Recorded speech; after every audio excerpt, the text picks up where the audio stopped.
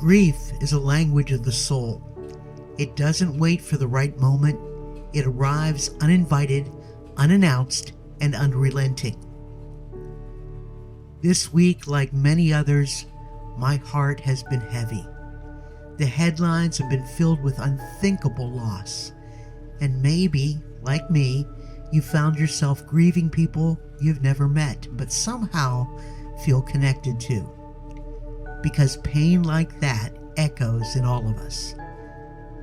Sometimes grief comes in like a whisper in the night. Other times, like a flood that sweeps through everything familiar. I remember that kind of flood. Not just the waters, but the ache it left behind. It was my first year of college, and I'd barely unpacked all my things and met my classmates when the rains came. Fast, heavy, unforgiving. And in the wake of that storm, we lost people.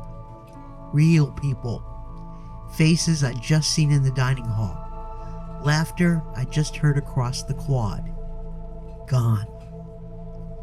And in that moment, I understood what it meant for the world to keep turning when yours has come undone. Grief changes you.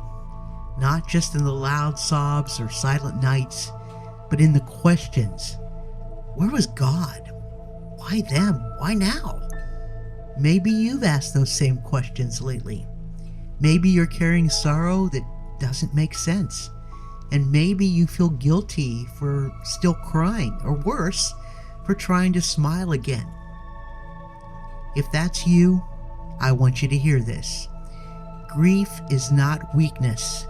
And tears are not a lack of faith.